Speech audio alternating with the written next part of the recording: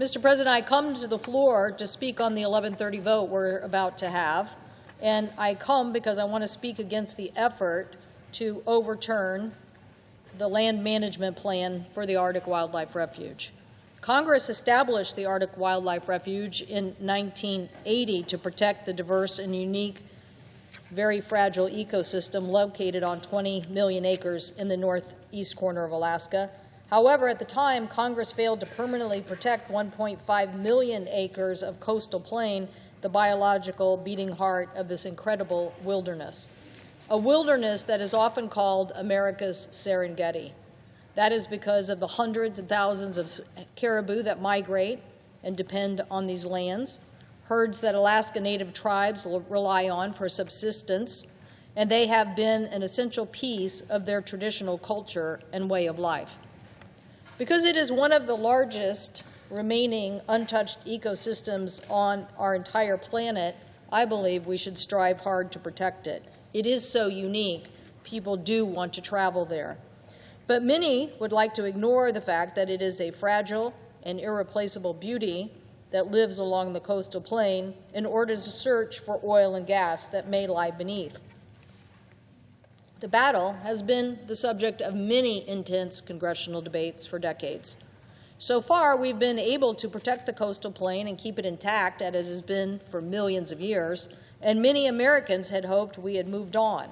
That is, moved on because even the oil companies have said, by virtue of not wanting to pay for any leases, that this area is not a good place to drill. Some companies even paid to get out of their leases. I say moved on because time and time again, insurers and major banks have pledged not to finance development in the refuge. The two failed leases sales under both Trump and Biden administration should have been the end to all of this. And that's because we were supposed to raise $2 billion.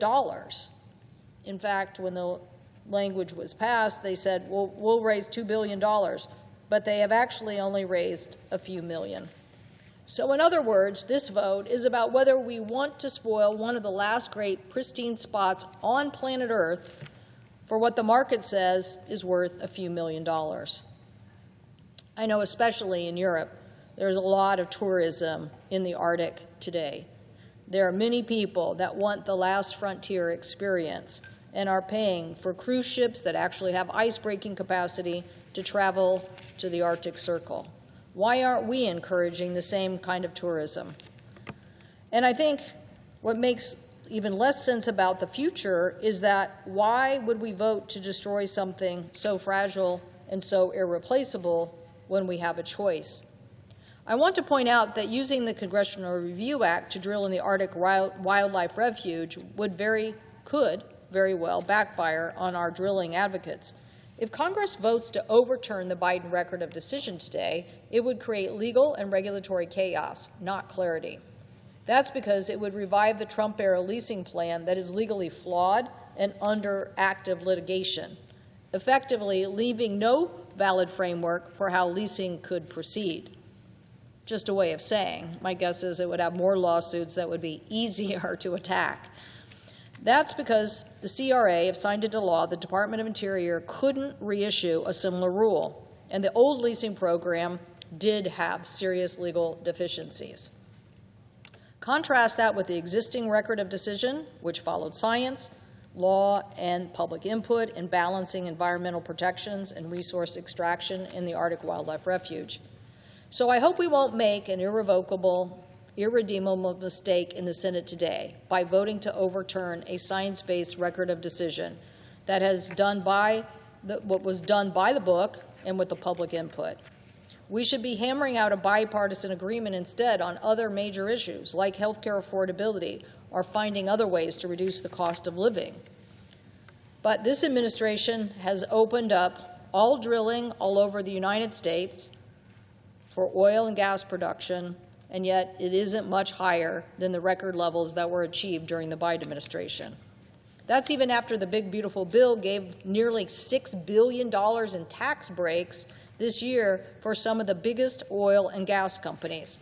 So we gave huge, massive tax breaks that could have gone into paying for affordable health care, and instead we gave them to oil companies, and yet we're not really producing much more than we've been producing under the last administration. Even after we have seen the repeal of dozens of environmental regulations that protected America's health, the oil companies had complained about. Even after the administration opened millions of acres in the sensitive lands, including the National Petroleum Reserve in Alaska, and millions of offshore acres, even when coastal residents are screaming they don't want these oil rigs off their coast. So it isn't producing the effect that some of my colleagues hoped. So this is not a CRA we should vote for. We should oppose the CRA and keep the land management that's in place. I thank the President, and I yield the floor.